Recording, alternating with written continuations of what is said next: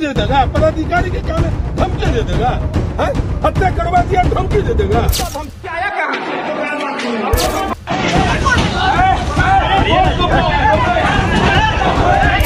Police की यह हैवानियत देखकर आपके पैरों तले जमीन खिसक जाएगा। आप सोचने पे विवश, लाचार और मजबूर हो जाएंगे कि जिसे देश का रक्षक बनाया गया है आज वो भक्षक बन चुका है। जी हाँ, मैं बात कर रहा हूँ बिहार के मुजफ्फरपुर जिले के कांटी में हुए हादसे के बारे में। वहां पे एक व्यक्ति को पुलिस जो है चोरी के मामले में गिरफ्तार करती है और गिरफ्तार कर करके उसे थाने में बंद करके 3 दिनों से रख रही होती है। उसके परिजन जाते हैं जब उससे मिलने के लिए, बोलते हैं छोड़ने के लिए, साहब छोड़ दीजिए, तो कहा जाता है कि 50,000 रुपये घूस दीजिए। वो 10,000 रुपया लेकर के पहुंचता है और कहता है साहब जो जाता पूंजी है ये 10,000 है, लीजिए और मेरे बेटे को छोड़ दीजिए।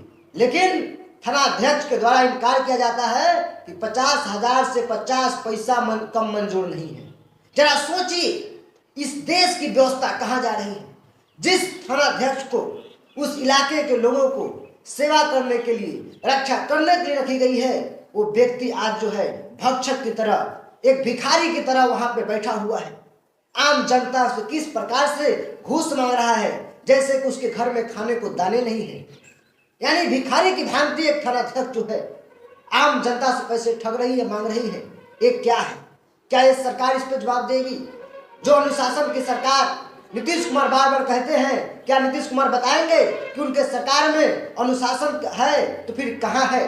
क्या आपकी प्रशासन क्या कर रही है? क्या आप जवाब देंगे नीतीश बाबू? नीतीश बाबू इस पर नहीं बोलेंगे। क्यों?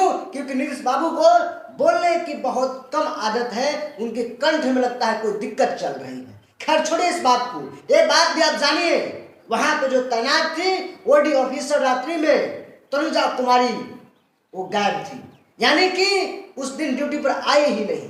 अब जरा सोचिए ये व्यवस्था कैसी है कि जो थानाध्यक्ष जो है वो जो है लापरवाही करता है, घूस मांगता है। वहां का जो ओडी ऑफिसर, महिला ओडी ऑफिसर है, वो गायब रहती है, ड्यूटी पर नहीं आती है।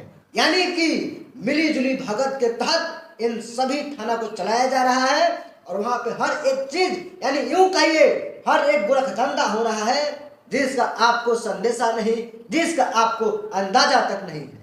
आप सोच रहे होंगे ये पहली घटना है। नहीं मेरे दोस्त, इस प्रकार की तमाम घटना इस देश में देखने को मिल रही है। ये पहली घटना नहीं है।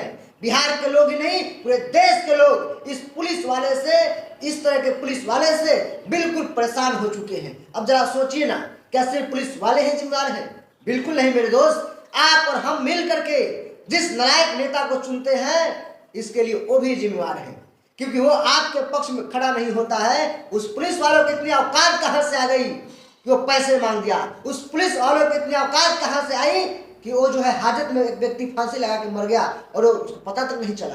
कहीं ना कहीं साजिश के तहत की गई है। अभी कुछ दिन पहले की घटना आपको बता दूं, विपिन सर ने भी डीएम पे हमला बोला। हमला यानी कि उनका एक्सपोज किया। क्यों? क्योंकि वहां का डीएम ही एक नंबर का निकारा व्यक्ति है। एक ऐसा डीएम है जो हमेशा विवादित काम करते रहता है। बताइए, जिसका काम डिस्ट्रिक्ट कलेक्टर का है, यानी जिसका पैसा वसूलने का काम है, यानी कि रजाओं के जमाने में जो पैसा वसूलता था उसका कोई औकात नहीं हुआ करता था। आदमी आज इतने साख से और इतने हिम्मत से रह रहा है कि एक जनप्रतिनिधि को चुनौती दे रहा है।